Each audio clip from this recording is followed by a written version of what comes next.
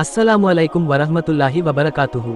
ఈ రోజుల్లో మన సమాజంలో, వార్తల్లో, సోషల్ మీడియాలో ఇస్లాం మరియు ముస్లింల గురించి విస్తారంగా నెగటివ్ ప్రచారం జరుగుతోంది. కొంతమంది చరిత్ర పుస్తకాలను మారుస్తూ, ముస్లిం నాయకులను తప్పుడు దృక్కోణంలో చూపిస్తూ, ఇస్లాం పట్ల తప్పుడు అభిప్రాయాలు కలిగించడానికి ప్రయత్నిస్తున్నారు. ఇంతకీ ఈ నెగటివిటీకి మూలం ఏమిటి? చాలాసార్లు కొన్ని ఖురాన్ ఆయాత్ను సరిగా అర్థం చేసుకోకపోవడం లేదా వాటిని వెనుక ముందు సందర్భం లేకుండా ప్రస్తావించడం వల్ల ఈ తప్పుడు ప్రచారం ఏర్పడుతోంది. ఉదాహరణకు, జిహాద్ వంటి పదాలను తీసుకుంటే, ఇది కేవలం పోరాటం అని తప్పుగా అనుకుంటారు. కానీ ఇస్లామిక్ దృక్కోణంలో జిహాద్ అంటే ముఖ్యంగా ఆత్మశుద్ధి, న్యాయం కోసం పోరాడటం, అన్యాయం నుంచి రక్షణ అని అర్థం. ముస్లింలు చేయాల్సింది ఏమిటి? సమగ్ర జ్ఞానం పొందాలి.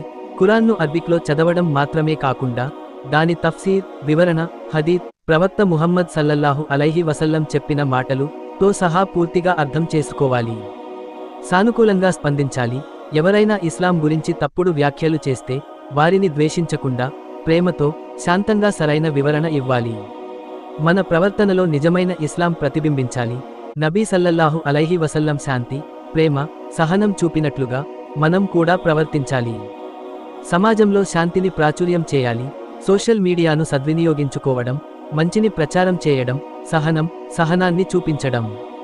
అల్లాహ్ ఖురాన్లో స్పష్టంగా చెబుతున్నాడు, నీవు మన్నించు, మంచి పద్ధతిలో ఆదేశించు, మరియు అజ్ఞానులతో చర్చించకు. ఖురాన్ 7-199. ఈ నెగటివిటీకి ప్రతిగా మనం ప్రేమ, సహనం, జ్ఞానం ద్వారా సమాజాన్ని మారుస్తూ ఇస్లాం యొక్క నిజమైన శాంతి సందేశాన్ని పంచుదాం. జజాకల్లాహ్ ఖైర్.